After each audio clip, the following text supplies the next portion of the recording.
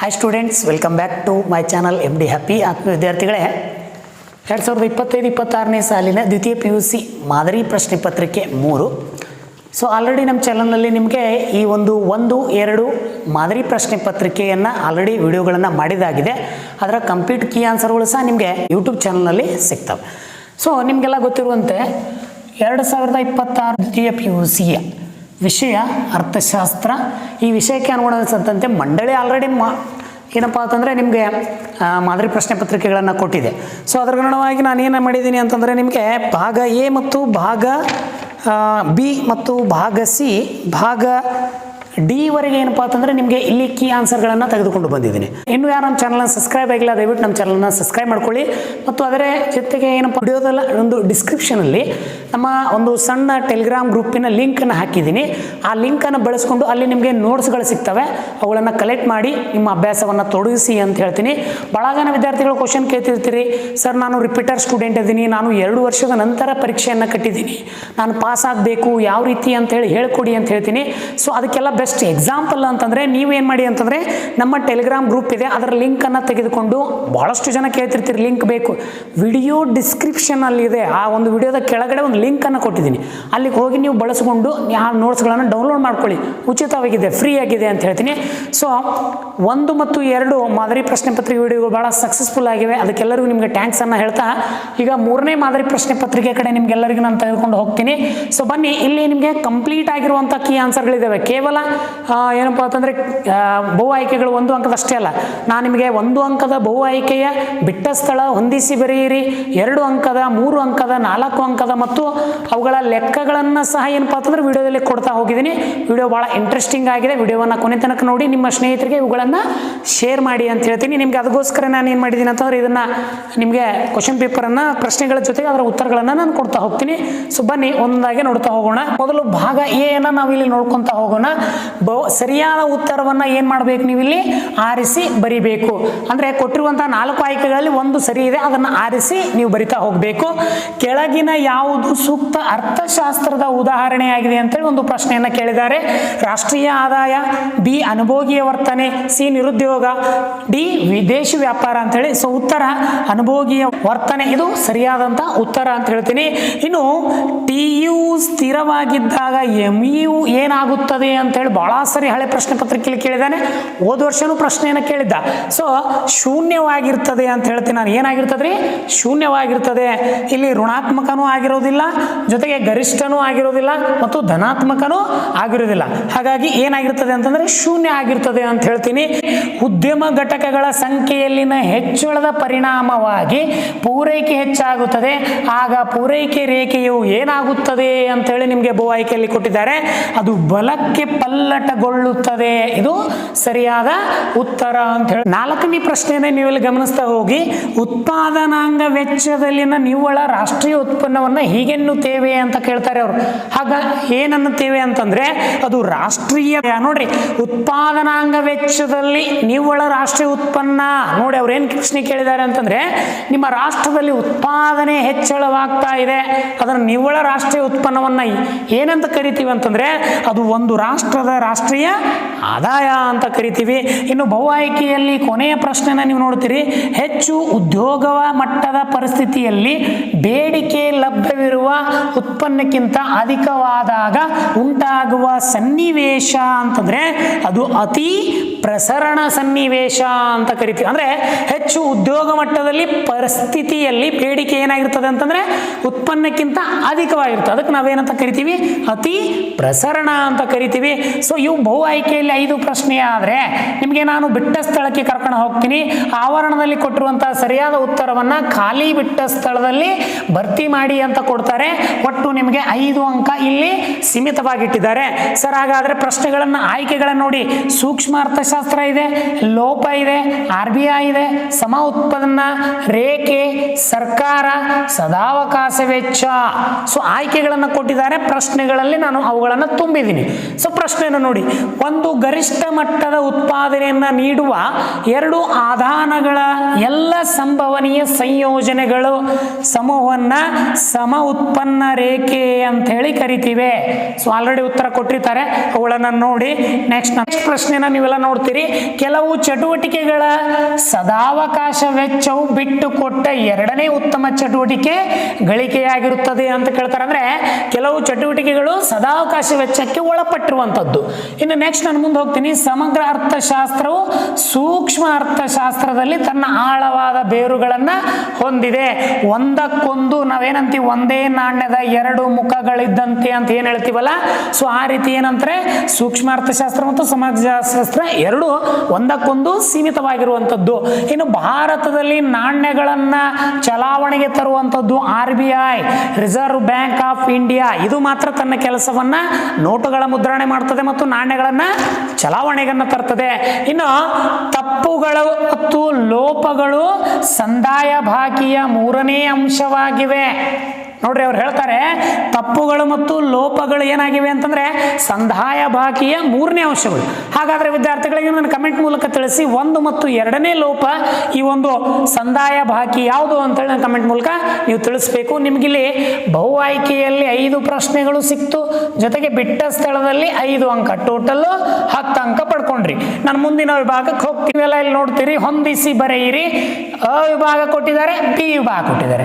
ಅ ವಿಭಾಗದಲ್ಲಿ ಸರಳ ಬೇಡಿಕೆ ರೇಖೆ, MPL, ಪರಿಪೂರ್ಣ ಪೈಪೋಟಿ, ಹೊಣೆಗಾರಿಕೆಗಳು, ಹೆಚ್ಚುವರಿ ಬೇಡಿಕೆಗಳು ಅಂತೇಳಿ ಪ್ರಶ್ನೆಗಳನ್ನ ನಿಮ್ಗೆ ಇಲ್ಲಿ ಕೊಡ್ತಾರೆ. ಏನ್ ಕೊಡ್ತಾರೆ? ಪ್ರಶ್ನೆಗಳನ್ನ ಕೊಟ್ಟು ಇದರ ತದ್ವಿರುದ್ಧವಾಗಿ ಏನ್ ಕೊಡ್ತಾರೆ? ಉತ್ತರಗಳನ್ನ ಕಂಡು ಹಿಡಿಯಿರಿ ಅಂತ ಕೊಡ್ತಾರೆ. ಸೊ ಹಾಗಾದ್ರೆ ನಾವು ಒಂದೊಂದನ್ನ ಇಲ್ಲಿ ನೋಡ್ಕೊಂತ ಹೋಗೋಣ. ನೋಡಿ ಯಾವ ರೀತಿ ಉತ್ತರಗಳು ಇಲ್ಲಿ ಇದಾವೆ ಅಂತ ಹೇಳಿ ಅಂತಂದಾಗ ನೋಡಿ, ಸರಕುಗಳ ಬೇಡಿಕೆ ಅಂತಂದ್ರಾಗ ಅದು DP = A - BP ಅಂತ ಹೇಳ್ತೀವಿ. MPL ಅಂತಂದ್ರೆ ನಿಮ್ಗೆಲ್ಲ ಗೊತ್ತಿರಲಿ, TPL - TPL -1 ಅಂದ್ರೆ marginal product of labour, total product of labour ಅಂತ ಹೇಳಿ ನಾವೇನು ಒಂದು ಸೂತ್ರವನ್ನು ಹೇಳ್ತೀವಲ್ಲ, ಅದು ಈ ಒಂದು MPLಗೆ ಸಂಬಂಧಪಟ್ಟಂಥದ್ದು. ಇನ್ನು ಪರಿಪೂರ್ಣ ಪೈಪೋಟಿ ಎಷ್ಟು ಸರಿ ಪ್ರಶ್ನೆ ಕೇಳಿದಾನಂದ್ರೆ ಪರಿಪೂರ್ಣ ಮಾಹಿತಿಯನ್ನು ಒದಗಿಸುವಂಥದ್ದು. ಇನ್ನು ಹೊಣೆಗಾರಿಕೆಗಳು ನಿಮಗೆಲ್ಲ ಗೊತ್ತಿದೆ, ನಮ್ಮ ಹೊಣೆ ಎಲ್ಲಿರ್ತೀವಿ? ಬ್ಯಾಂಕುಗಳಲ್ಲಿ ಠೇವಣಿಗಳನ್ನು ಇಡ್ತೀವಿ, ಅದನ್ನು ಹೊಣೆಗೆ ಯಾರು ತಗೋತಾರೆ? ಬ್ಯಾಂಕುಗಳು ಹೊಣೆಯನ್ನು ಹೊರ್ತವೆ.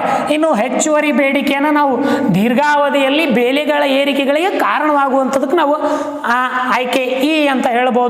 ಸೊ ಈ ರೀತಿ ನಿಮಗೆ ಹೊಂದಿಸಿ ಬರೆಯಲಿ. ಏನೊಂದು ಮಾಡೆಲ್ ಕ್ವಶನ್ ಪೇಪರ್ 3 ಏನಪ್ಪಾ ಅಂತಂದ್ರೆ ಈ ಒಂದು ಪ್ರಶ್ನೆಯನ್ನ ಇಟ್ಟಿರೋದನ್ನ ನೀವೆಲ್ಲ ಕಾಣ್ತೀರಿ.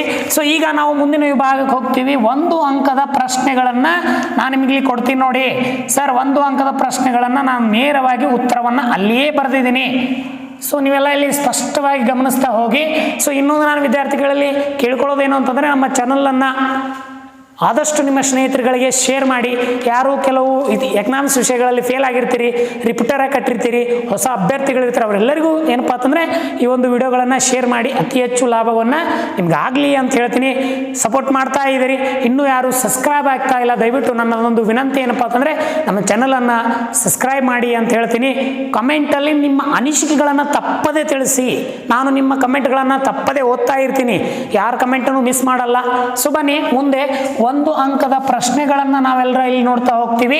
ಇಬ್ಬರು ಅನುಭೋಗಿಗಳ ಬೇಡಿಕೆ ರೇಖೆಗಳು ಕ್ರಮವಾಗಿ D1P = 20, 2P + D2P 25 ಆದಾಗ ಮಾರುಕಟ್ಟೆ ಬೇಡಿಕೆಯನ್ನ ಕಂಡು ಹಿಡಿಯಿರಿ ಅಂತ ಪ್ರಶ್ನೆ ಇದೆ. ಸೊ ಸಿಂಪಲ್, ನಾನಿಲ್ಲಿ ಉತ್ತರವನ್ನು ಕೊಟ್ಟಿದ್ದೀನಿ ನೋಡಿ. 20 + 25 ಏನಾಯ್ತು? 45 ಆಯ್ತು. ಆನ್ಸರ್ DP 45, 3P ಫಾರ್ 15 ಅಂತ ಹೇಳ್ತೀವಿ. ಸೊ ಉತ್ತರ ನೀವು ಸೂತ್ರವನ್ನು ಹಾಕಿ ಕಂಡುಹಿಡಿದಾಗ ನಿಮಗೆ ಗೊತ್ತಾಗ್ತದೆ ಅಂತ ಹೇಳ್ತೀನಿ. ಇನ್ನು ಅಸಾಮಾನ್ಯ ಲಾಭದ ಅರ್ಥವನ್ನು ನೀಡಿ ಅಂತಂದ್ರೆ, ಒಂದು ಸಂಸ್ಥೆಯು ತನ್ನ ವ್ಯವಹಾರವನ್ನು ಮುಂದುವರಿಸಲು ಅಗತ್ಯವಿರುವ ಕನಿಷ್ಠ ಲಾಭಕ್ಕಿಂತ ಹೆಚ್ಚಿನ ಲಾಭವನ್ನು ನಾವು ಅಸಾಮಾನ್ಯ ಲಾಭ, ಸಾಮಾನ್ಯ ಅಲ್ಲ, ಅದು ಅಸಾಮಾನ್ಯ ಹೆಚ್ಚಳವಾಗಿರುವಂಥದ್ದು. ಇನ್ನು ತೆರಿಗೆಯೇತರ ಪಾವತಿಗೆ ಯಾವುದಾದ್ರೂ ಒಂದು ಉದಾಹರಣೆ ಕೊಡಿ ಅಂತಂದ್ರೆ ಅದು ಶುಲ್ಕಗಳು ಅಥವಾ ಫೀಸ್ ಅಂತ ಕರಿತೀವಿ. ಇನ್ನು ಸಮಗ್ರ ಚೌರ ಬೇಡಿಕೆ ಮೇಲೆ ಪ್ರಭಾವ ಬೀರುವ ಯಾವುದಾದ್ರೂ ಒಂದು ಕೋಶೀಯ ಚಲಕವನ್ನು ಹೆಸರಿಸಿ ಅಂದರೆ ಅದು ಬಡ್ಡಿ ದರಗಳು ಅಂತ ಹೇಳ್ತೀನಿ. ಇನ್ನು ಮುಂದಿನ ಪ್ರಶ್ನೆ, ಮುಕ್ತ ಆರ್ಥಿಕತೆ ಎಂದರೇನು ಅರ್ಥೈಸಿ ಅಥವಾ ವ್ಯಾಖ್ಯಾನ ನೀಡಿ ಅಂತಂದ್ರೆ, ಇತರ ದೇಶಗಳೊಂದಿಗೆ ವ್ಯಾಪಾರ ಸಂಬಂಧಗಳನ್ನು ಹೊಂದಿರುವ ಆರ್ಥಿಕತೆಗೆ ನಾವೇನಂತ ಕರಿತೀವಿ ಅಂತಂದ್ರೆ ಮುಕ್ತ ಆರ್ಥಿಕತೆ. ಅಲ್ಲಿ ಯಾವುದೇ ಮಧ್ಯವಸ್ಥಿಕೆ ಇಲ್ಲ, ಸ್ವತಂತ್ರವಾಗಿ ನಾವು ಬೇರೆ ದೇಶದೊಂದಿಗೆ ಮುಕ್ತವಾಗಿ ವ್ಯಾಪಾರವನ್ನ ಮಾಡ್ತೇವೆ ಅಂತ ಹೇಳ್ತೀವಿ. ಇನ್ನು ಭಾಗ ಬಿಗೆ ಹೋಗ್ತೀನಿ ನಾನು. ಸೊ ನೀವೆಲ್ಲ ಇಲ್ಲಿ ಗಮನಿಸ್ತಾ ಹೋಗ್ತೀರಿ. ಭಾಗ ಬಿ ಅನ್ನ ನೀವು ನೋಡಿ, ಮೂಲ ಆರ್ಥಿಕ ಚಟುವಟಿಕೆಗಳನ್ನ ಪಟ್ಟಿ ಮಾಡಿ ಅಂತ ಕೊಟ್ಟಿದ್ದಾರೆ. ಸೊ ಪ್ರಶ್ನೆಗಳನ್ನ ನೋಡಿ, ಬೇಕಾದ ಎಷ್ಟು ಅಂತ ಕೇಳಿದ್ದಾರೆ ಅವರು. 4 ವಾಕ್ಯಗಳಲ್ಲಿ 6 ಪ್ರಶ್ನೆಗಳಿಗೆ ಉತ್ತರಿಸಿ ಅಂತ ಕೊಟ್ಟಿದ್ದಾರೆ. ನಾನು PDF ರೂಪದಲ್ಲಿ ನನ್ನ ಕೈ ಬರಹದಲ್ಲಿ ಬರ್ತಿದ್ದೀನಿ. ಸೊ ಪ್ರಶ್ನೆಗಳನ್ನ ನೋಡಿ, ಅನುಭೋಗಿಯ ವರ್ತನೆಯನ್ನು ವಿವರಿಸುವ 2 ವಿಧಾನಗಳನ್ನು ಹೆಸರಿಸಿ. ದೀರ್ಘಾವಧಿ ವೆಚ್ಚಗಳಾವವು. ಒಂದು ಉದ್ಯಮ ಘಟಕದ ಪೂರೈಕೆ ರೇಖೆ ನಿರ್ಧರಿಸುವ 2 ಅಂಶಗಳನ್ನು ಹೆಸರಿಸಿ. ಬೆಲೆ ಪೂರೈಕೆ ಸ್ಥಿತಿ ಸ್ಥಾಪಕತ್ವ ಅರ್ಥವನ್ನು ನೀಡಿ ಮತ್ತು ಅದರ ಸೂತ್ರವನ್ನು ಬರೆಯಿರಿ. ಇನ್ನು ಮಧ್ಯಂತರ ಸರಕುಗಳ ಅರ್ಥವನ್ನ ಒಂದು ಉದಾಹರಣೆಯೊಂದಿಗೆ ಬರೆಯಿರಿ. ನೈಜ GDP 400 ಮತ್ತು ನಾಮಮಾತ್ರ GDP 450 ಆದರೆ GDP ಅನುಪ್ರಸರಣವನ್ನ ಲೆಕ್ಕ ಮಾಡಿ ಅಂತ ಕೊಡ್ತಾರೆ. ಅನುಭೋಗಿಯ ಬಿಂಬಕ 2 ಭಾಗಗಳು ಯಾವುವು ಅಂತ ಕೊಟ್ಟಾರೆ. ಸರ್ಕಾರದ ಮುಂಗಡ ಪತ್ರದ ಯಾವುದಾದ್ರೂ 2 ಮುಖ್ಯ ಉದ್ದೇಶಗಳನ್ನ ತಿಳಿಸಿ ಅಂತ ಹೇಳ್ತಾರೆ. ಕೇಂದ್ರ ಸರ್ಕಾರದ ಯಾವುದಾದ್ರೂ 2 ಪ್ರತ್ಯಕ್ಷ ಮತ್ತು ಪರೋಕ್ಷ ತೆರಿಗೆಗಳನ್ನ ಹೆಸರಿಸಿ ಅಂತ ಕೊಡ್ತಾರೆ. ಸೊ ಎಲ್ಲವನ್ನ ನನ್ನ PDF ರೂಪದಲ್ಲಿ ಕೊಟ್ಟಿದ್ದೀನಿ. ಮೊದಲನೇ ಪ್ರಶ್ನೆ ಏನಂತ ಹೇಳಿದೆ ನಿಮಗೆ ನಾನು, ಮೂಲ ಆರ್ಥಿಕ ಚಟುವಟಿಕೆಗಳನ್ನ ಪಟ್ಟಿ ಮಾಡಿ ಅಂತಂದ್ರೆ, ಮೂಲ ಆರ್ಥಿಕ ಚಟುವಟಿಕೆಗಳಂದ್ರೆ ಒಂದು ಉತ್ಪಾದನೆ, ಇನ್ನೊಂದು ಅನುಭೋಗ, ಇನ್ನೊಂದು ಹೂಡಿಕೆ ಅಂತ ಹೇಳ್ತೀವಿ.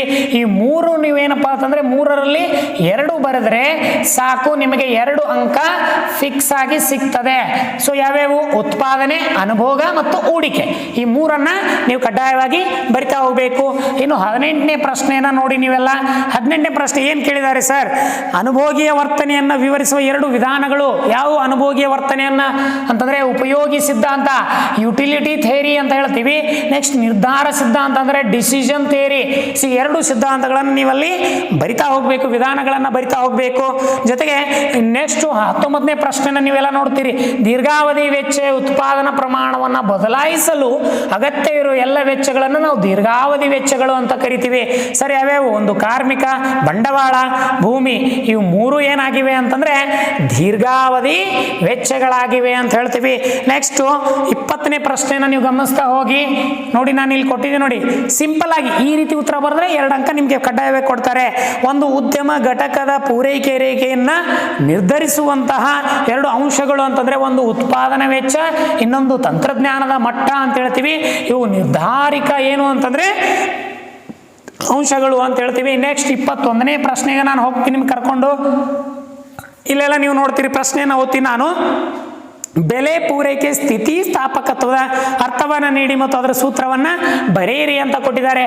ಬೆಲೆ ಪೂರೈಕೆ ಸ್ಥಿತಿ ಸ್ಥಾಪಕ ಅಂದ್ರೆ ಬೆಲೆ ಬದಲಾವಣೆ.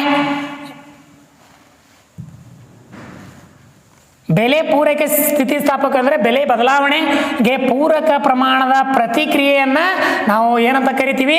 ಬೆಲೆ ಪೂರೈಕೆ ಸ್ಥಿತಿಸ್ಥಾಪಕತ್ವ ಅಂತ ಕರಿತೀವಿ. ಇದರ ಸೂತ್ರ ನೀವೆಲ್ಲ ನೋಡ್ತೀರಿ. ಪೂರೈಕೆ ಪ್ರಮಾಣದ ಬದಲಾವಣೆ ಮತ್ತು ಬೆಲೆ ಬದಲಾವಣೆ ಅಂತೇಳಿ ನೀವು ಸೂತ್ರವನ್ನು ಹಾಕಿ ನೀವು ಲೆಕ್ಕವನ್ನು ಮಾಡಬೇಕು. ನೆಕ್ಸ್ಟ್ ನಾನು 22ನೇ ಕ್ವಶನ್ಗೆ ಹೋಗ್ತೀನಿ. ನೀವೆಲ್ಲ ನೋಡಿ, ಮಧ್ಯಂತರ ಸರಕುಗಳ ನೋಡಿ ಅರ್ಥವನ್ನ ಒಂದು ಉದಾಹರಣೆಯೊಂದಿಗೆ ಬರೀರಿ ಅಂತ ಕೊಡ್ತಾರೆ. ಮಧ್ಯಂತರ ಸರಕುಗಳು ಅಂತಿಮ ಬಳಕೆಗಾಗಿ ಅಥವಾ ಮತ್ತಷ್ಟು ಸಂಸ್ಕರಣೆಗಾಗಿ ಬಳಸಲಾಗುವ ಸರಕುಗಳಾಗಿವೆ. ಎಕ್ಸಾಂಪಲ್ ಹೇಳ್ಬೇಕಂದ್ರೆ ಬ್ರೆಡ್ ತಯಾರಿಸಲು ಬಳಸುವ ಹಿಟ್ಟು ಮಧ್ಯಂತರ ಸರಕರಿಗೆ ಒಂದು ಉತ್ತಮವಾದ ಉದಾಹರಣೆ ಅಂತ ನಾನಿಲ್ಲಿ ಹೇಳ್ತೇನೆ. ಇನ್ನು ಮುಂದುವರೆದಂತೆ ನಿಮಗೆ 23ನೇ ಪ್ರಶ್ನೆ ಬಹಳ ಇಂಪಾರ್ಟೆಂಟ್ ಆಗಿರೋದು. ಸ್ವಲ್ಪ ನೀವು ಲೆಕ್ಕ ನಾನು ಮಾಡಿದ್ದೀನಿ. ಸೊ ಆ ಲೆಕ್ಕವನ್ನು ನೀವು ಇಲ್ಲಿ ನೋಡ್ರಿ. ನೈಜ GDP ರು 400 ಆಗಿದೆ. ನೈಜ GDP ರು ಎಷ್ಟಾಗಿದೆ ಅಂತ ಹೇಳ್ತಾರೆ ಅವರು? 400 ಆಗಿದೆ.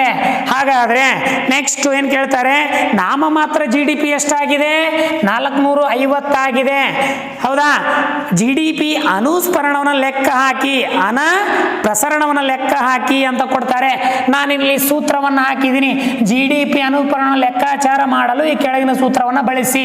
GDP = GDP × 100 GDP ಅಂತ ಹೇಳ್ತೀವಿ. ಮೌಲ್ಯಗಳನ್ನು ಬಳಸುವ ನಾವು ಯಾವ ರೀತಿ ಏನು ಕೊಟ್ಟಿದ್ದಾರೆ? ನಾಮಮಾತ್ರ ಮತ್ತು ನೈಜ ಮಾತ್ರ. ಪತ್ರ ಇವೆರಡನ್ನು ತಗೋತೀವಿ. ಎರಡನ್ನ ಸೂತ್ರದ ಪ್ರಕಾರ ಡಿವೈಡ್ ಮಾಡೋಣ. ಡಿವೈಡ್ ಮಾಡಿದ ಲೆಕ್ಕಾಚಾರ ಹಾಕಿದಾಗ 1.125 ಇಂಟು 100 ಅನ್ನು ನೋಡಿದಾಗ ಸೊ ಲೆಕ್ಕ ನಿಮಗೆ ಉತ್ತರ ಸಿಕ್ಬಿಡ್ತದೆ. GDP ಅನುಪ್ರಸರಣವನ್ನ 112.5 ಉತ್ತರ ಸರಿಯಾಗಿದೆ. ಬೇಕಾದ್ರೆ ನೀವು ಲೆಕ್ಕವನ್ನ ಹಾಕಬಹುದು ಅಂತ ಹೇಳ್ತೀನಿ. ಇನ್ನು ನೆಕ್ಸ್ಟ್ ಕ್ವಶನ್ಗೆ ನಾನು ನಿಮ್ಗೆ ತೆಗೆದುಕೊಂಡು ಹೋಗ್ತೀನಿ. ಇಲ್ಲಿ 24ನೇ ಪ್ರಶ್ನೆ ಏನು ಹೇಳ್ತದೆ, ಅನುಭೋಗ ಬಿಂಬಕದ 2 ಭಾಗಗಳು ಯಾವುವು ಅಂತೇಳಿ ನಿಮ್ಗೆ ಇಲ್ಲಿ ಕೇಳ್ತಾರೆ. ಸೊ ನಾನು ಇಲ್ಲಿ ಕೊಟ್ಟಿದ್ದೀನಿ ಸ್ವಾಯತ್ತ ಅನುಭೋಗ ಇರುವಂಥ, ಇದಕ್ಕೆ ನಾವು ಆದಾಯ ಶೂನ್ಯವಾಗಿದ್ದರೂ ಇರುವಂಥ ಅನುಭೋಗ ಅಂತ ಕರಿತೀವಿ. ಇನ್ನೊಂದು ಪ್ರೇರಿತ ಅನುಭೋಗ ಅಂದರೆ ಆದಾಯ ಮಟ್ಟಕ್ಕೆ ಅನುಗುಣವಾಗಿ ಬದಲಾಗುವಂಥ ಒಂದು ಏನಪ್ಪ ಅಂತಂದರೆ ಇದು ಭಾಗ ಅಂತ ಹೇಳ್ತೀವಿ. ಇನ್ನು 25ನೇ ಕ್ವಶನ್ ನೀವೆಲ್ಲ ನೋಡ್ತೀರಿ, ಸಂಪನ್ಮೂಲಗಳ ಮರುಹಂಚಿಕೆ ಮತ್ತು ಆರ್ಥಿಕ ಸ್ಥಿರತೆ ಇವೇನಾಗಿವೆ ಅಂತಂದರೆ ಸರ್ಕಾರದ ಮುಂಗಡ ಪತ್ರದ 2 ಮುಖ್ಯ ಉದ್ದೇಶಗಳು. ಹಾಗಾದ್ರೆ ಕಮೆಂಟ್ ಮೂಲಕ ನಮ್ಗೆ ನೀವೆಲ್ಲ ತಿಳಿಸ್ರಿ, ಮುಂಗಡ ಪತ್ರ ಎಂದರೇನು ಮತ್ತು ಯಾವಾಗ ಅದನ್ನ ಮಂಡನೆ ಮಾಡ್ತಾರೆ ಮತ್ತು ಯಾರು ಮಂಡನೆ ಮಾಡ್ತಾರೆ ಅಂತ ಹೇಳಿ. ಸೊ ನಿಮಗೆ ನಾನು ಇದನ್ನ ಒಂದು ಪ್ರಶ್ನೆಯನ್ನು ಹಾಕಿದ್ದೀನಿ, ನೀವು ಇದನ್ನ ಚಾಲೆಂಜ್ ಅನ್ನು ತಿಳ್ಕೊಂಡು ನನಗೆ ಕಮೆಂಟ್ ಮೂಲಕ ತಪ್ಪದೆ ಮಾಡ್ತೀರಿ ಅಂತ ಹೇಳ್ತೀನಿ. ಇನ್ನು ನೆಕ್ಸ್ಟ್ 26ನೇ ಪ್ರಶ್ನೆ ಮತ್ತು ಈ 2 ಅಂಕದ ಕೊನೆಯ ಪ್ರಶ್ನೆಯನ್ನು ನಾನು ಹೋಗ್ತೀನಿ. ಅವ್ರು ಏನು ಕೇಳಿದ್ದಾರೆ, ಕೇಂದ್ರ ಸರ್ಕಾರದ ಪ್ರತ್ಯಕ್ಷ ಮತ್ತು ಪರೋಕ್ಷ ತೆರಿಗೆ ವ್ಯತ್ಯಾಸವನ್ನ ಕೇಳಿದ್ದಾರೆ. ಏನ್ ಕೇಳ್ಯಾರ ಇಲ್ಲಿ ಅವರು, ವ್ಯತ್ಯಾಸವನ್ನ ಕೇಳ್ಯಾರ. ನೋಡ್ರಿ ನೀವು ಇಲ್ಲಿ ಗಮನ ಸೇರಿ, 2 ಅಂಕಕ್ಕೆ ವ್ಯತ್ಯಾಸ ಎಷ್ಟು ಬರೀಬೇಕು, 1 ಮತ್ತು 2 ಪಾಯಿಂಟ್ ಅನ್ನ ಹಾಕೊಂತ ಹೋಗಿ. ನೀವು ಇಲ್ಲಿ ಪ್ರತ್ಯಕ್ಷ ತೆರಿಗೆ ಆದಾಯ ತೆರಿಗೆಯಲ್ಲಿ ಬರುತ್ತದೆ, ನಿಗಮ ತೆರಿಗೆಗಳ ಸಂಬಂಧಪಟ್ಟಂತೆ. ಪರೋಕ್ಷ ತೆರಿಗೆ ಕೇಂದ್ರ ಅಬಕಾರಿ ಮತ್ತು ಸರಕು ಸೇವೆಗಳಿಗೆ ಸಂಬಂಧಪಟ್ಟಂತೆ ನೀವು ವ್ಯತ್ಯಾಸವನ್ನ ಈ ರೀತಿ ಇಲ್ಲಿ ನೋಡ್ತಾ ಹೋಗ್ತೀರಿ. ಇದು ಭಾಗ ಬಿ ಗೆ ಸಂಬಂಧಪಟ್ಟರೆ. ಈಗ ನೆಕ್ಸ್ಟ್ ನಾನು ಭಾಗ ಸಿ ಗೆ ಕರ್ಕೊಂಡು ಹೋಗ್ತೀನಿ. ವಿಡಿಯೋ ಬಹಳ ಸ್ಪೀಡ್ ಆದ್ರೂ ಪರವಾಗಿಲ್ಲ, ಇಂಪಾರ್ಟೆಂಟ್ ಆಗಿರುವಂತಹ ವಿಡಿಯೋ ಆಗಿದೆ. ಸೊ ಪ್ರಶ್ನೆಗಳನ್ನ ನೀವು ಆಲ್ರೆಡಿ ನಾನು ಈ ಒಂದು ಮಾಡೆಲ್ ಕ್ವಶನ್ ಪೇಪರ್ ನಾನು ಗ್ರೂಪ್ ಒಳಗೆ ಹಾಕ್ತೀನಿ. ಆ ಮಾಡೆಲ್ ಕ್ವಶನ್ ಡೌನ್ಲೋಡ್ ಮಾಡ್ಕೊಳ್ಳಿ, ನೋಟ್ಸ್ ಅನ್ನು ಸಹ ನೀವು ಡೌನ್ಲೋಡ್ ಮಾಡ್ಕೊಂತ ಹೋಗಿ. ಇಲ್ಲೆಲ್ಲ ಪ್ರಶ್ನೆಗಳಿದಾವೆ, ಸೊ ಒಂದೊಂದು ನೀವೆಲ್ಲ ನೋಡ್ಕೊತ ಹೋಗಿ. ಇದರ ಅನುಗುಣವಾಗಿ ನಾನು ಇಲ್ಲಿ PDF ಮುಖಾಂತರ ಉತ್ತರವನ್ನ ನಿಮಗೆ ಕೊಟ್ಟಿದ್ದೀನಿ. ಭಾಗ ಬಿ ಅನ್ನ ನೋಡ್ತೀವಿ. ಈ ಭಾಗ ಸಿಗೆ ನಿಮಗೆ 20 ಅಂಕಗಳು ಸೀಮಿತವಾಗಿವೆ. ಸರ್ ಹಾಗಾದ್ರೆ ಬಹು ಆಯ್ಕೆಯಲ್ಲಿ ಎಷ್ಟು ತಗೊಂಡ್ರಿ, 5 ಅಂಕ ತಗೊಂಡ್ರಿ. ಬಿಟ್ಟ ಸ್ಥಳದಲ್ಲಿ 5 ಅಂಕ, ಹೊಂದಿಸಿ ಬರೆಯಲ್ಲಿ 5 ಅಂಕ, 1 ಅಂಕದಲ್ಲಿ 5 ಅಂಕ. ಹಾಗಾದ್ರೆ 12 ಅಂಕ 2 ಅಂಕದಲ್ಲಿ ಟೋಟಲ್ ಕೌಂಟ್ ಮಾಡ್ರಿ ಎಷ್ಟಾಯ್ತು, 5 5 10 ಪ್ಲಸ್ 20 32 ಅಂಕ. 32 ಅಂಕ ಪ್ಲಸ್ 20 ನಿಮಗೆ 52 ಅಂಕ ಸುಲಭವಾಗಿ ಈ ವಿಡಿಯೋದಲ್ಲಿ ಸಿಗ್ಲಿಕ್ಕೆ ಸಾಧ್ಯ ಆಗ್ತದೆ. ನಾನು ನಿಮಗೆ 60+ ಅಂಕಗಳು ಗ್ಯಾರಂಟಿಯಾಗಿ ನಿಮಗೆ ಈ ವಿಡಿಯೋದಲ್ಲಿ ಕೊಡ್ತೀನಿ. ಸೊ ವಿಡಿಯೋ ಇಂಟ್ರೆಸ್ಟಿಂಗ್ ಆಗಿದೆ, ಒಂದು ಲೈಕ್ ಶೇರು ಕಮೆಂಟ್ ಅನ್ನ ತಪ್ಪದೆ ಮಾಡಿ ಅಂತ ಹೇಳ್ತೀನಿ.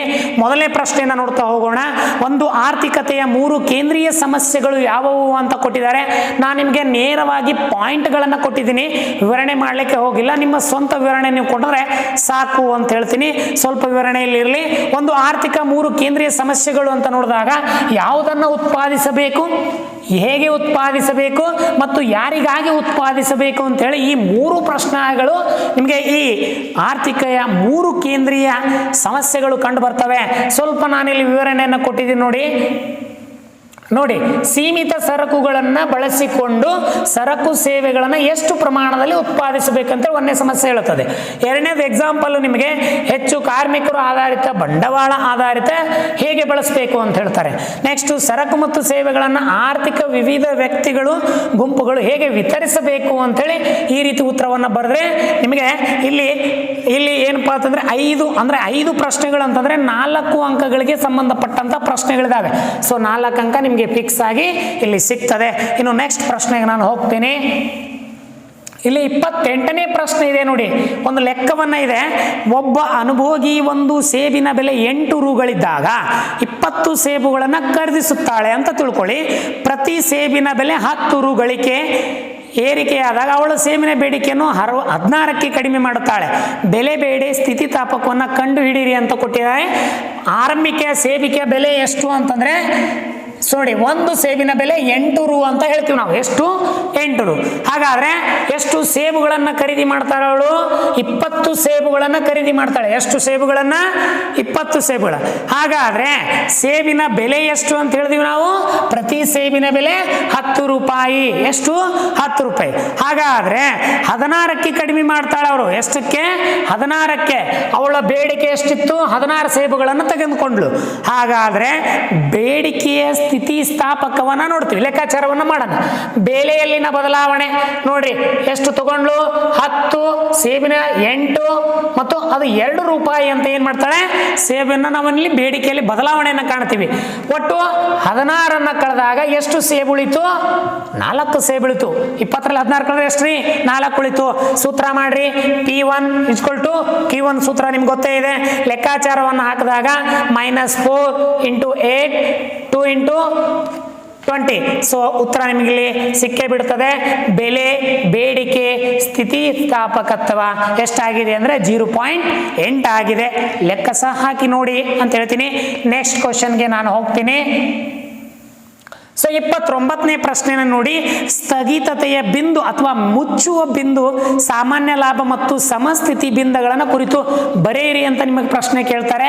ಸೊ ಇಲ್ಲಿ ನಾನು ಕೊಟ್ಟಿದ್ದೀನಿ, ಬಹಳ ಸಿಂಪಲ್ ಆಗಿ ಉತ್ತರ ಕೊಟ್ಟಿದ್ದೀನಿ. ದಯವಿಟ್ಟು ನಿಮ್ದು ಒಂದು ಏನಪ್ಪಾ ಅಂತಂದ್ರೆ ನೀವು ಸಿಂಪಲ್ ಆಗಿ ಉತ್ತರ ಬರಿತಾ ಹೋಗಿ, ಆರಾಮಾಗಿ 4 ಅಂಕ ಸಿಗ್ತವೆ. ಸಮಸ್ಥಿತಿ ಬಿಂದು ಅಥವಾ ಬ್ರೇಕ್ ಈವನ್ ಪಾಯಿಂಟ್ ಅಂತ ನಾವು ಇಂಗ್ಲಿಷಲ್ಲಿ ಕರಿತೀವಿ. ಸಮಸ್ಥಿತಿ ಬಿಂದು ಎಂದರೆ ಸಂಸ್ಥೆಯ ಒಟ್ಟು ಆದಾಯ ಮತ್ತು ವೆಚ್ಚಗಳು ಅಂತ ನಾವು ಇಲ್ಲಿ ಕರಿಬಹುದು. ಸಮವಾಗಿರುವ ಉತ್ಪಾದನೆಯ ಮಟ್ಟ, ಈ ಹಂತದಲ್ಲಿ ಸಂಸ್ಥೆಗೆ ಲಾಭವೂ ಇರುವುದಿಲ್ಲ, ನಷ್ಟವೂ ಇರುವುದಿಲ್ಲ ಅಂತ ಹೇಳ್ತೀವಿ.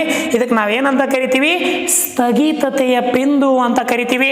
ಇನ್ನು 30ನೇ ಪ್ರಶ್ನೆಯನ್ನ ನಿಮಗೆ ಇಲ್ಲಿ ಒಂದು ಲೆಕ್ಕಾಚಾರವನ್ನ ಕೊಟ್ಟಿದ್ದಾರೆ. ಸೊ ನಾನು ನಿಮಗೆ ಹೇಳ್ತೀನಿ ನೋಡಿ, ಪ್ರಶ್ನೆಯನ್ನ ನೋಡಿ. ಮೊದಲು ಹತ್ತಿಯ ಮಾರುಕಟ್ಟೆಯನ್ನು ಪರಿಗಣಿಸಿ. ಹತ್ತಿಯ ಬೇಡಿಕೆ ರೇಖೆಯು Q = 430 - P ಆಗಿದೆ. ಮಾರುಕಟ್ಟೆಯಲ್ಲಿ ಏಕರೂಪದ ಉದ್ಯಮಗಳಿವೆ ಎಂದು ಕಲ್ಪಿಸಿಕೊಂಡು ಅದರಲ್ಲಿ ಒಂದು ಉದ್ಯಮದ ಪೂರೈಕೆಯು 30 ರು ಬೆಲೆಯಲ್ಲಿ Q = 20 + P ಆಗಿರುತ್ತದೆ. ಅಲ್ಲಿ ಬೇಡಿಕೆ ರೇಖೆ ಮೈನಸ್ ಕೊಟ್ಟಿದ್ದಾನೆ, ಬೆಲೆ ಪ್ಲಸ್ ಮಾಡಿದ್ದಾನೆ. ಸಮತೋಲನ ಉದ್ಯಮಗಳ ಸಂಖ್ಯೆ ಲೆಕ್ಕ ಮಾಡಿ ಅಂತ ಕೊಡ್ತಾನೆ. ಪೂರೈಕೆಯಲ್ಲಿರುವ ಒಟ್ಟು ರು ಅಂತಂದ್ರೆ ಅದು 30, ಅದನ್ನು 20ಗೆ ಪ್ಲಸ್ ಮಾಡ್ಕೊಳ್ಳಿ. ಜೊತೆಗೆ ಅದು ಎಷ್ಟು ಅಂತ ಕೇಳ್ತಾರೆ ಅಂತಂದ್ರೆ ಮೈನಸ್ ಎಷ್ಟಿದೆ, 430 ಇದೆ. ನೀವು ಮಾಡಲ್ ಕ್ವಶನ್ ಪೇಪರ್ ಕ್ವಶನ್ ನೋಡ್ಕೊಳ್ಳಿ. ಜೊತೆಗೆ ಏಕರೂಪದ ಉದ್ಯಮಗಳಿವೆ ಎಂದು ಕಲ್ಪಿಸಿಕೊಂಡರೆ ಉದ್ಯಮದ ಪೂರೈಕೆ ರೂಪಾಯಿ ಎಷ್ಟು ಅಂತ ಹೇಳಿದೆವು ನಾವು, 30 ಅಂತ ಹೇಳ್ತೀವಿ. ಆದರೆ ಅಲ್ಲಿ ನಾವು ಸಮೀಕರಣದ ಬದಲಾವಣೆ ನೋಡ್ತಾ ಹೋಗೋಣ. -430 ಪ್ಲಸ್ ಅದನ್ನು ನಾವು +20ಗೆ ಮಾಡಿಕೊಂಡಾಗ 450 ಆಗ್ತದೆ. Q 2.5 ನಿಮ್ಗೆ ಸಮತೋಲನ ಬೆಲೆ ಕಂಡು ಬರ್ತದೆ. ಅದರಲ್ಲಿ ಮೈನಸ್ ಮತ್ತೇನ್ ಮಾಡ್ತೀವಿ ನಾವು, 20ಯನ್ನು ಕಳೆದಾಗ ಅದೇ ಉತ್ತರ ನಿಮ್ಗೆ 2.5 ಆಗಿ ಬರ್ತದೆ. ಸೊ ಮುಂದೆ ನೀವು ಇಲ್ಲಿ ನೋಡ್ತಾ ಹೋಗ್ತೀರಿ, ಒಟ್ಟು ಮಾರುಕಟ್ಟೆ ಬೇಡಿಕೆ ಅಂತಂದಾಗ ಅದು 430, ಅದನ್ನ -P ಅಂತ ನಾವು ಕನ್ಸಿಡರ್ ಮಾಡ್ತೀವಿ. ತದನಂತರ ಅದರಲ್ಲಿ ನಾವೇನ್ ಮಾಡ್ತೀವಿ, -2.5 ಕಳೆದಾಗ 2.25 ನಿಮಗೆ ಅಲ್ಲಿ ಏನ್ ಸಿಗ್ತದೆ, ಉತ್ತರ ಸಿಗ್ತದೆ. ಸೊ ನಿಮ್ಗೆಲ್ಲ ಇಲ್ಲಿ ಉತ್ತರವನ್ನ ನಾನು ಸಮತೋಲನ ಉದ್ಯಮಗಳ ಸಂಖ್ಯೆಯನ್ನು ಇಲ್ಲಿ ಕೊಟ್ಟಿದ್ದೀನಿ. ಸೊ ಸೂತ್ರಗಳ ಆಧಾರ ಮೇಲೆ ನೀವೆಲ್ಲ ನೋಡ್ತೀರಿ ಅಂತ ಹೇಳ್ತೀನಿ. ಸೊ ಸಮತೋಲನ ಉದ್ಯಮಗಳ ಸಂಖ್ಯೆ ಎಷ್ಟು, 1 ಅಂತ ಹೇಳ್ತೀವಿ. ಸೊ 31ನೇ ಪ್ರಶ್ನೆನ ನೀವು ಇಲ್ಲಿ ನೋಡ್ತಾ ಹೋಗ್ತೀರಿ. ಸಮಗ್ರ ಅರ್ಥಶಾಸ್ತ್ರದ ಉದ್ಯಮವನ್ನ ಕುರಿತು ಬರೆಯಿರಿ ಅಂತ ಕೊಡ್ತಾರೆ. ಸೊ ಸಮಗ್ರ ಅರ್ಥಶಾಸ್ತ್ರ 1930 ಮಹಾ ಆರ್ಥಿಕ ಹಿಂಜರಿತ ಸಂದರ್ಭದಲ್ಲಿ ಉಗಮವಾಯಿತು. 1ನೇ ಪಾಯಿಂಟ್ ಬರಿತೀರಿ. ಸಾಂಪ್ರದಾಯಿಕ ಅರ್ಥಶಾಸ್ತ್ರದ ತತ್ವಗಳು 2ನೇ ಪಾಯಿಂಟ್. ನಿರುದ್ಯೋಗ ಮತ್ತು ಆರ್ಥಿಕ ಕುಸಿದಂತಹ ಸಮಸ್ಯೆಗಳನ್ನ ಇಲ್ಲಿ ಕಾಣ್ತೀವಿ. ಜಾನ್ ಮೆನಾರ್ಡ್ ಕೇನ್ಸ್ ರವರ ಮಹತ್ವದ ಪಾತ್ರವನ್ನ ಇಲ್ಲಿ ಏನಪ್ಪಾ ಅಂತಂದ್ರೆ ಅವರು ಒದಗಿಸಿಕೊಡ್ತಾರೆ. The general theory of employment, interest and money 1936ರಲ್ಲಿ ಪುಸ್ತಕವು ಸಮಗ್ರ ಅರ್ಥಶಾಸ್ತ್ರದ ಅಡಿಪಾಯವನ್ನು ಹಾಕ್ತದೆ. ಪಾಯಿಂಟ್ಗಳನ್ನು ಯಾವ ರೀತಿ ಹಾಕಿ ಬರಿತೀರಿ ಅನ್ನೋದು ಬಹಳ ಇಲ್ಲಿ ಇಂಪಾರ್ಟೆಂಟ್ ಆಗಿರುವಂಥದ್ದು. ಆರ್ಥಿಕತೆಯನ್ನು ಒಟ್ಟಾರೆಯಾಗಿ ಅಧ್ಯಯನ ಮಾಡುವ ಹೊಸ ಶಾಖೆಯಾದ ಸಮಗ್ರ ಅರ್ಥಶಾಸ್ತ್ರವು ಪ್ರಬಲವಾಯಿತು ಅಂತ ಹೇಳ್ತೀವಿ. ನೆಕ್ಸ್ಟ್ ನಾನು ಇಲ್ಲಿ ಕ್ವಶನ್ಗೆ ಹೋಗ್ತೀನಿ ನೋಡಿ. ನಿಮಗೆ 32ನೇ ಪ್ರಶ್ನೆ ನಿಮಗೆ ಬಹಳ ಇಂಪಾರ್ಟೆಂಟ್ ಆಗಿರುವಂಥದ್ದು. ಭಾರತದ ರಿಸರ್ವ್ ಬ್ಯಾಂಕಿನ ಕಾರ್ಯಗಳನ್ನು ಕುರಿತು ಬರೆಯಿರಿ ಅಂತ ಕೊಡ್ತಾರೆ. ಇದು ನಿಮಗೆ 10ಕ್ಕೂ ಬಂದು ಹೋಗಿದೆ ಈ ಪ್ರಶ್ನೆ, ಈಗ 11ಕ್ಕೆ ಬಂದಿದೆ. ಸೊ ಹಾಗಾಗಿ ಪ್ರಶ್ನೆನ ನೀವು ಇಲ್ಲಿ ಗಮನಿಸ್ತಾ ಹೋಗಿ ನೋಡಿ. ಏನ್ ಕೊಟ್ಟಿದ್ದಾರೆ, ಮೊದಲನೇ ಕಾರ್ಯ ಕರೆನ್ಸಿಯ ಪ್ರಾಧಿಕಾರ ನೋಟುಗಳನ್ನ ಮುದ್ರಣ ಮಾಡ್ತದೆ, ನೋಟುಗಳನ್ನ ಚಲಾವಣೆಗೆ ತರ್ತದೆ, ಹಳೆಯ ನೋಟುಗಳನ್ನ ನಾಶ ಮಾಡ್ತದೆ. ಬ್ಯಾಂಕುಗಳ ಬ್ಯಾಂಕ್ ಆಗಿದೆ ಅಂದ್ರೆ ಬ್ಯಾಂಕುಗಳಿಗೆ, ವಾಣಿಜ್ಯ ಬ್ಯಾಂಕುಗಳಲ್ಲಿ ನಗದು ರೂಪದಲ್ಲಿ ಸಾಲವನ್ನ ನೀಡುತ್ತದೆ. ಸರ್ಕಾರದ ಬ್ಯಾಂಕು ಕೇಂದ್ರ ಮತ್ತು ರಾಜ್ಯ ಸರ್ಕಾರಗಳಿಗೆ ಬ್ಯಾಂಕಿಂಗ್ ವ್ಯವಹಾರಗಳನ್ನು ನಿರ್ವಹಿಸುವಂಥದ್ದು. ಇನ್ನು 4ನೇ ಪಾಯಿಂಟು ಹಣಕಾಸು ನೀತಿಯನ್ನು ಹೊಂದಿರುವಂಥದ್ದು, ಭಾಳ ಇಂಪಾರ್ಟೆಂಟು. ಬೆಲೆ ಸ್ಥಿರತೆಯನ್ನು ಕಾಪಾಡುತ್ತದೆ, ಹಣದುಬ್ಬರವನ್ನು ನಿಯಂತ್ರಿಸುತ್ತದೆ, ವಿದೇಶಿ ವಿನಿಮಯ ನಿರ್ವಹಣೆ, ವಿದೇಶಿ ವಿನಿಮಯದ ಬಗ್ಗೆ ಅದರ ಸಂಗ್ರಹಣೆಯನ್ನು ಮಾಡ್ತದೆ. ಒಟ್ಟು ನಿಮಗೆ 4 ಅಂಕಕ್ಕೆ ಒಂದು 5 ಪಾಯಿಂಟ್ಗಳನ್ನು ನೀವು ಬರಿತಾ ಹೋಗಿ ಅಂತ ಹೇಳ್ತೀನಿ. ಒಟ್ಟು 5 ಪ್ರಶ್ನೆಗಳಿಗೆ ಉತ್ತರ ಬರೆದಾಗ ನಿಮಗೆ 20 ಅಂಕಗಳು ಇಲ್ಲಿ ಸಿಗ್ತವೆ ಅಂತ ಹೇಳ್ತೀನಿ. ನಾನೀಗ ನೆಕ್ಸ್ಟ್ ಹೋಗ್ತೀನಿ. ನೀವಿಲ್ಲಿ 34ನೇ ಪ್ರಶ್ನೆಯನ್ನು ನೀವು ಗಮನಿಸಿ. ಮುಂಗಡ ಪತ್ರದ ಕೊರತೆಯಲ್ಲಿನ ಕಡಿತದ ಸಮಸ್ಯೆ ಏನಿದೆ ಅಂತಂದಾಗ ಸಮಸ್ಯೆಗಳನ್ನು ನೇರವಾಗಿ ಕೊಟ್ಟಿದ್ದೀನಿ ನೋಡಿ. ಒಂದು ವೆಚ್ಚ ಕಡಿತ, ತೆರಿಗೆ ಹೆಚ್ಚಳ, ಸಾರ್ವಜನಿಕ ಸಾಲ, ಹಣದುಬ್ಬರ, ಇವು ಪ್ರಮುಖವಾಗಿ ನಿಮಗೆ ಮುಂಗಡ ಪತ್ರದಲ್ಲಿ ಕಾಡುವಂತಹ ಸಮಸ್ಯೆಗಳು ಅಂತ ಕರಿತೀವಿ ನಾವು. ಏನು ಕರಿತೀವಿ? ಸಮಸ್ಯೆಗಳು. ಇನ್ನು ಕೊನೆಯ ಪ್ರಶ್ನೆ ಈ ವಿಭಾಗಕ್ಕೆ ಸಂಬಂಧಪಟ್ಟಂತೆ ಅಲ್ಲಿ ಸಂದಾಯ ಬಾಕಿಯ ಚಾಲ್ತಿ ಖಾತೆಯ ಭಾಗಗಳನ್ನು ಪಟ್ಟಿ ಮಾಡಿರಿ ಅಥವಾ ಅದನ್ನ ಪಟವನ್ನ ಬರೆಯಿರಿ ಅಂತ ಕೊಟ್ಟಾರೆ. ಸರ್ ಬರೀ ಪಾಯಿಂಟ್ಗಳನ್ನು ಕೊಟ್ಟಿದ್ದೀರಿ ಅಂತ ನೀವು ಬೇಜಾರಾಗಬೇಡಿ, ನಿಮ್ಮ ಸ್ವಂತ ವಿವರಣೆಯನ್ನು ಬರೀರಿ. ಪಾಯಿಂಟ್ಗಳು ಬರೆದ್ರೂ ಸಹ ನಿಮ್ಗೆ ಅಂಕಗಳು ಸಿಗ್ತವೆ, ಡೋಂಟ್ ವರಿ ಅಂತ ಹೇಳ್ತೀನಿ.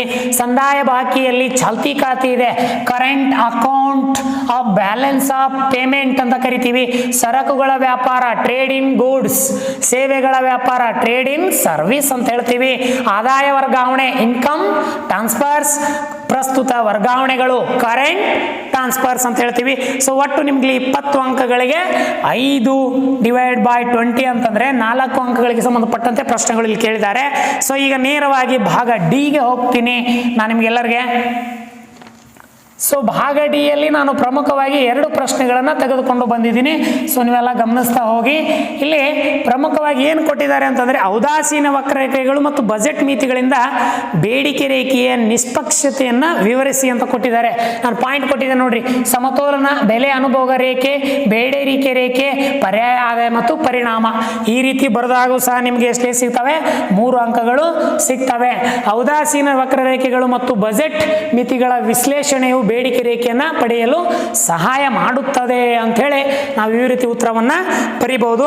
ಇಲ್ಲಿ ನಿಮಗೆ 37 ಪ್ರಶ್ನೆ ನೋಡಿ. ನೀವೆಲ್ಲ ಇಲ್ಲಿ ಏನು ಕೊಟ್ಟಿದ್ದಾರೆ ಅಂತಂದರೆ ಒಂದು ಉದ್ಯಮ ಘಟಕದ SMC ವಿವರ ಪಟ್ಟಿಯನ್ನು ಈ ಕೆಳಗಿನ ಕೋಷ್ಟಕದಲ್ಲಿ ನೀಡಲಾಗಿದೆ.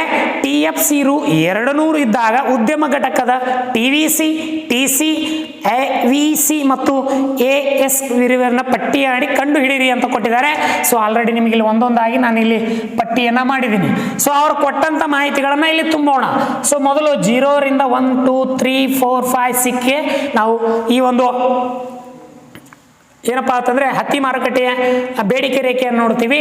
TVC 0 ರಿಂದ 600, 1000, 1300, 1700, 2300 ಮತ್ತು 3200 ಈ ರೀತಿಯಾದಂಥ ನಾವೇನಪ್ಪ ಅಂತಂದರೆ ವಿವರಗಳನ್ನು ಪಟ್ಟಿ ಮಾಡ್ತಾ ನೋಡಿದಾಗ ನಿಮಗೆ ಈ ರೀತಿಯಾದ ಆನ್ಸರೇ ಅಲ್ಲಿ ಬರಬೇಕು. ಆಗಾಗ ಅದು ಸರಿಯಾದ ಉತ್ತರ ಆಗಲಿಕ್ಕೆ ಸಾಧ್ಯ ಅಂತ ಹೇಳ್ತೀನಿ. ಈ ವಿಡಿಯೋದಲ್ಲಿ ನಿಮಗೆ 60+ ಮಾರ್ಕ್ಸ್ಗಳನ್ನು ತೆಗೆದುಕೊಂಡು ಬಂದಿದ್ದೀನಿ. ಇದರಲ್ಲಿ ನಿಮಗೆ ಬೇಕಾದ 3 ಪ್ರಶ್ನೆಗಳಿಗೆ ಅಂತ ಕೊಟ್ಟಿದ್ದಾರೆ, ನಾನು 2 ಕೊಟ್ಟಿದ್ದೀನಿ. ಸೊ ಮುಂದಿನ ವಿಡಿಯೋದಲ್ಲಿ ನಿಮಗೆ ಭಾಗ ಅಲ್ಲಿ ಕೆಲವು ಕಾರ್ಯಭಾರಗಳನ್ನು ಬರೀರಿ ಅಂತ ಕೊಟ್ಟಿದ್ದಾರೆ. ಸೊ ಅದನ್ನು ಕೊಡುವಂಥ ಕೆಲಸ ಮಾಡ್ತೀನಿ ಅಂತ ಹೇಳ್ತೀನಿ. ಸೊ ಆತ್ಮೀಯ ವಿದ್ಯಾರ್ಥಿಗಳೇ, ವಿಡಿಯೋ ಹೇಗೆ ಅನಿಸ್ತು ಅಂತೇಳಿ ನನಗೆ ಕಮೆಂಟ್ ಮೂಲಕ ತಪ್ಪದೆ ತಿಳಿಸಿ. ಸೊ ನಿಮ್ಮ ಕಮೆಂಟು ನನಗೆ ಬಹಳ ಮುಖ್ಯ. ನಮ್ಮ ಚಾನಲ್ನೆಲ್ಲ ಇದೇ ರೀತಿ ಬೆಳೆಸಿ ಸಬ್ಸ್ಕ್ರೈಬ್ ಆಗೋದನ್ನು ಮರಿಬೇಡಿ ಅಂತ ಹೇಳ್ತೀನಿ. ಸೊ ಎಲ್ರಿಗೂ ಧನ್ಯವಾದಗಳು, ನಮಸ್ಕಾರ.